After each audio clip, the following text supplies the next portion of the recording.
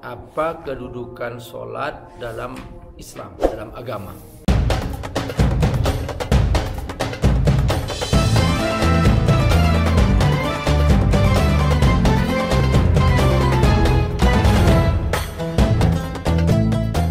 Jangan lupa donasi untuk keberlangsungan FAT-TV ini.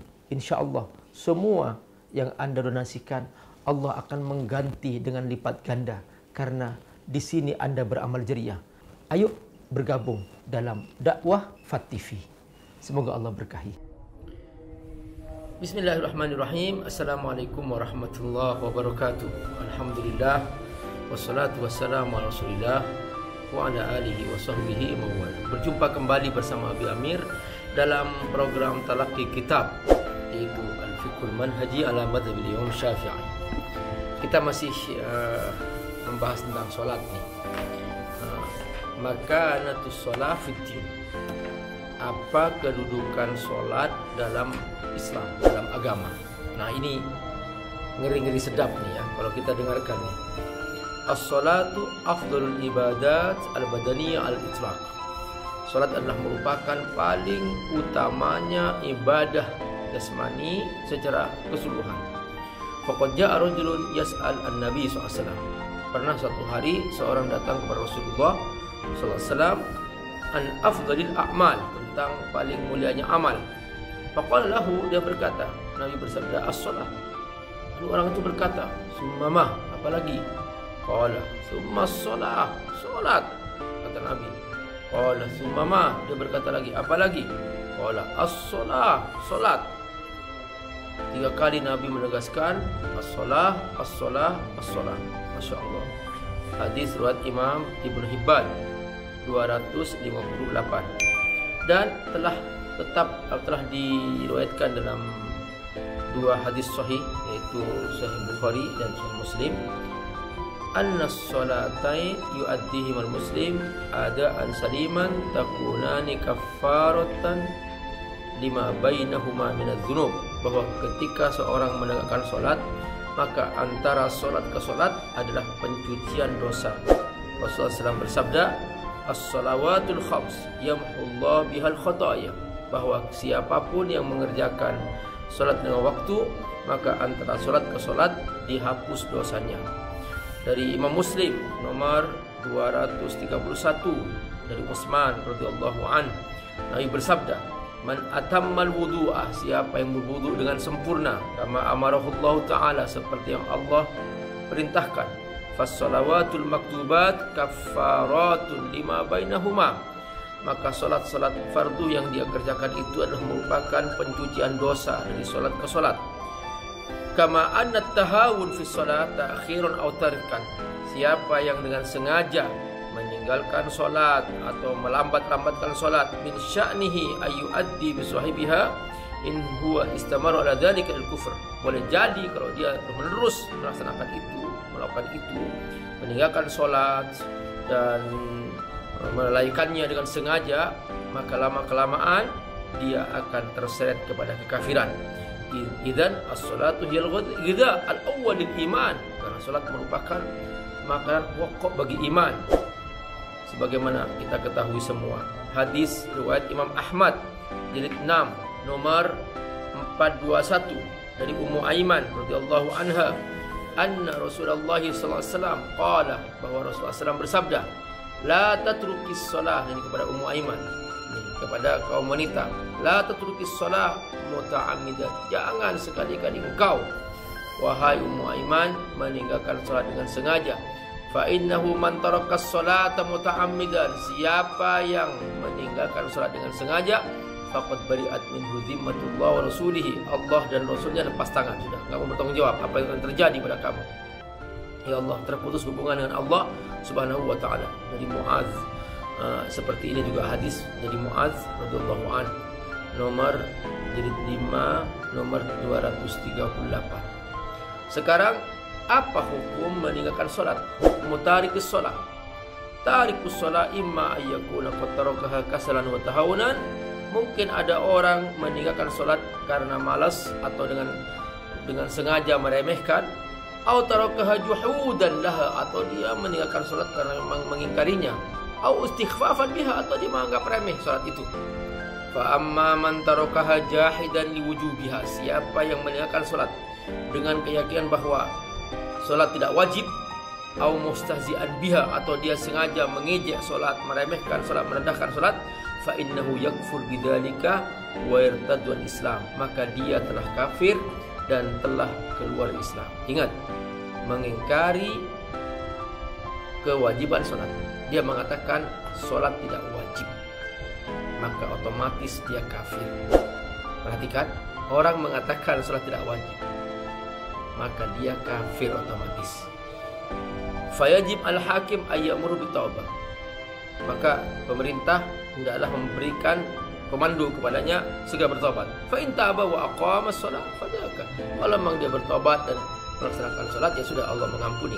Wa illa qutila ala annahu murtad, boleh jadi kalau enggak mau, maka dia dihukum mati karena dia murtad. Perhatikan, hukum mati karena dia murtad. Jadi dalam Islam orang murtad itu dihukum mati. Wala yajuzu wasluhu wala takfinuhu wala shalah alaihi, tidak boleh disolatin, tidak boleh dikafanin, tidak boleh, pokoknya dia dikuburkan apa adanya. Kama la yajuzu dafnuhu fi maqabil muslimin, tidak boleh dikuburkan di tempat orang Islam. Ini adalah mazhab Syafi'i, ini mazhab Syafi'i, li'annahu laysa minhum, karena dia tidak termasuk orang Islam. Wa amma intarakahu kasalan, tapi kalau dia meninggalkan solat, intarakaha kasalan, jika dia meninggalkan solat karena malas, bukan mengingkari kewajiban solat, ya, mengingkari bahwa solat fardu, ya. Wa huwa ya'taqid wujubaha, dia tahu bahwa solat wajib hukumnya, hanya dia malas saja.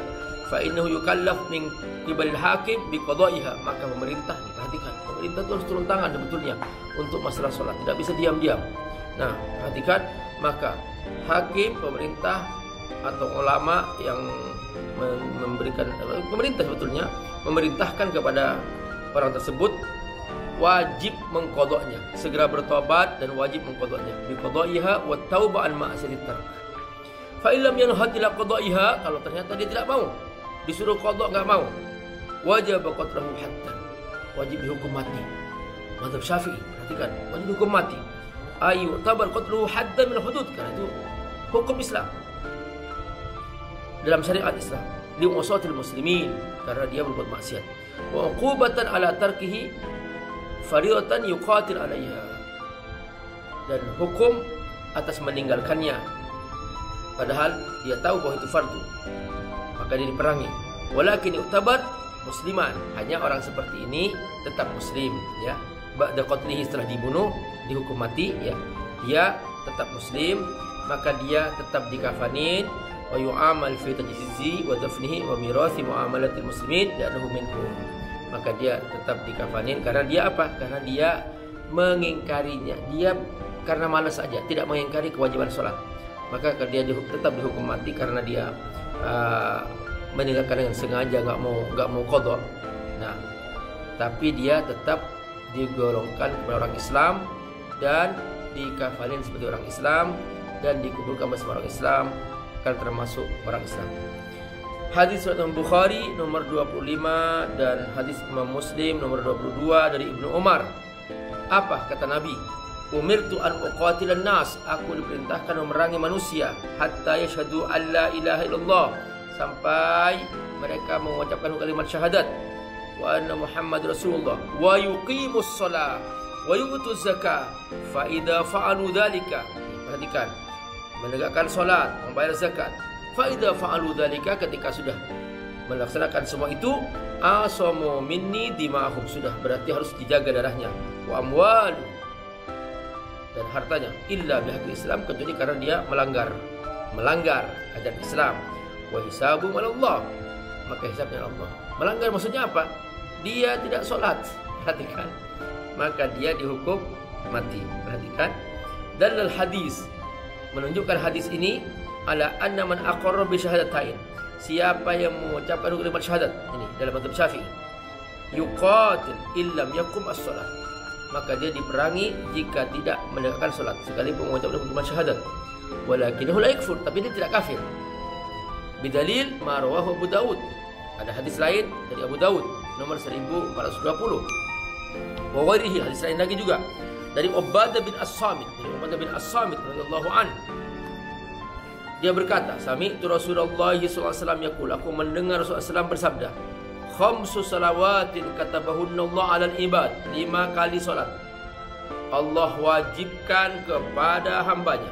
Faman ja'a bihinna, dia melaksanakannya, lam yudayyi minhunna syai'an, tidak meninggalkannya sama sekali, istighfafan bihaqqihinna, menganggap remeh, enggak, kana lahu indallah ahdun ayudkhilahul jannah, maka Allah menjamin akan memasukkannya surga. Wa man lam ya'ti, tapi siapa yang tidak melaksanakannya bihinna, falaisa lahu indallah ahdun, maka Allah tidak bertanggung jawab dan Allah tidak menjamin baginya surga. Insya adzabahu, jika Allah menghendaki Allah mengadabnya, wa insya adkhul jannah, jika Allah menghendaki maka dimasukkannya surga. Perhatikan, semua dengan Allah Subhanahu wa taala. Faqad dalla ala tarikis shalah la yakfur. Dengan dari hadis ini menunjukkan bahwa orang yang meninggalkan salat karena malas, bukan mengingkari bahwa itu fardu, tidak kafir, la yakfur.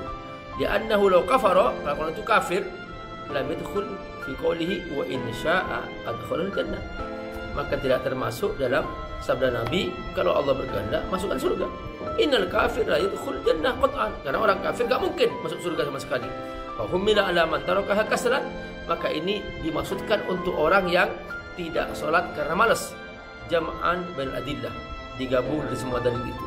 Dalam hadis sahih Muslim nomor 82, an Jabir, dari Jabir, qala sami'tu Rasulullah SAW yaqul, aku mendengar Nabi bersabda, inna bainar rajuli wa bainas syirki wal kufri tarkus shalah, bahwa antara syirik dan kafir itu bagi seorang muslim adalah ketika dia meninggalkan salat. Wa huwa mahmulun ala tark juhudan, maka hadis ini nih perhatikan, inna bainar rajuli wa bainas syirki wal kufri tarkus shalah, seorang dikatakan kafir atau syirik ketika meninggalkan salat. Terus gimana nih maksudnya? Wa huwa mahmulun ala tarki juhudan wa inkarun li fardiyatiha. Maksudnya apa? Dia mengingkari bahwa salat adalah wajib, maka dia jadi kafir. Jadi siapapun orang mengatakan misalnya puasa enggak wajib, puasa Ramadan enggak wajib, nah itu kafir otomatis. Salat enggak wajib, kafir otomatis. Mengingkari bahwa itu adalah sesuatu yang tidak wajib, padahal itu hukumnya fardu dari Allah dan Rasulnya. Au istizaan biha wa istighfar bisyaiha, atau dia sengaja dia meremehkannya atau merendahkannya atau melecehkannya, maka dia otomatis kafir. Itulah, jangan main-main dengan salat teman-teman semua. Semoga kita semua dijaga oleh Allah Subhanahu wa taala.